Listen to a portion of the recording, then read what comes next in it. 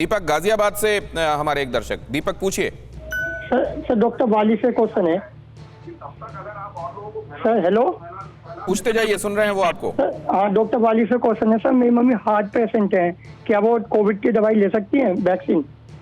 Covid vaccine मैंने अभी बताया है, ओपन हार्ट सर्जरी के लिए भी बताया है। और ये कोमॉर्बिड कंडीशन जो हम कह के वैक्सीन लगवा रहे हैं और उनको हम ज़्यादा उसका डिजर्विंग कैंडिडेट मान रहे हैं, तो इसका मतलब यही होता है कि आपकी माताजी सेफली ये वैक्सीन ले सकती हैं। उनको प्रेरित कीजिए वैक्सीन लेने के लिए। महेश जबलपुर से डॉक्टर कंवर से सवाल। हाँ जी, ये वैक्सीन के फर्स्ट डोज और सेकंड डोज में क्या वैक्सीन बदली जाती है क्या? कोविशील्ड लिया है तो आपको कोविशील्ड का ही दूसरा डोज लेना है, और अगर आपने कोवैक्सीन लिया है तो कोवैक्सीन का ही दूसरा डोज लेना है। मिक्सिंग ऑफ वैक्सीन नहीं अलाउड है अभी तक। चाइना में इसकी स्टडी चल रही है, बट अभी तक डेटा कुछ नहीं आया है, तो हम नहीं बोल सकते। अभी तक आपको जो पहला वैक्सीन डोज लिया है उसी वैक्सीन डोज का दूसरा डोज लेना है। डॉक्टर अनिल पांडे, लोग ये भी जानना चाहते हैं कि कोवैक्सीन जैसे उन्होंने डोज ली, सेकंड डोज भी वो लेंगे, लेकिन इधर जिस तरीके से स्ट्रेन्स बदलते जा रहे हैं, तो क्या अपडेशन का काम भी उधर चलता रहेगा वैक्सीन के? क्या होगा?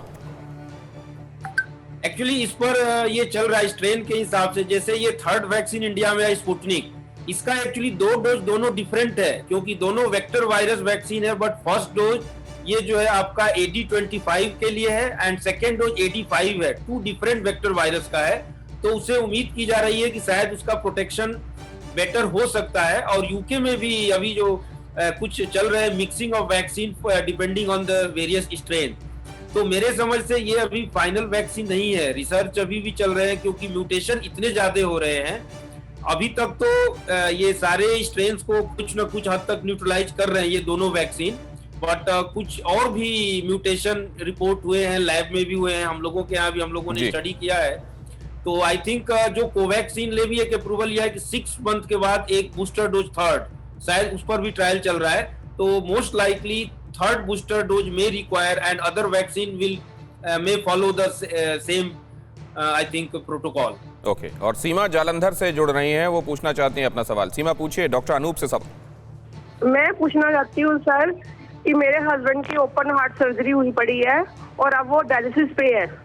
हफ्ते में 2 बार उनका डायलिसिस होता है, तो क्या और डायलिसिस के दौरान उनका बीपी और शुगर डाउन हो जाता है, तो उनको इंजेक्शन करवा सकती हूँ मैं?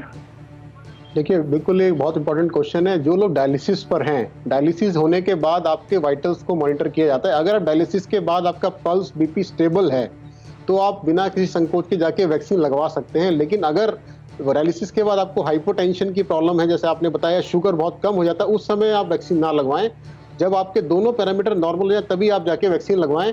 और दूसरी बात मैं बताना चाहूँगा कि आपके पेशेंट को वैक्सीन की बहुत ज़्यादा जरूरत इसलिए भी है क्योंकि जो कोविड का जो कॉम्प्लिकेशंस हैं वो किडनी फेलियर पेशेंट्स में और उनको हार्ट डिजीज है उनको ज़्यादा होता है। तो जब आपके दोनों पैरामीटर्स नॉर्मल हो तभी आप जाके वैक्सीन को लगवाएं।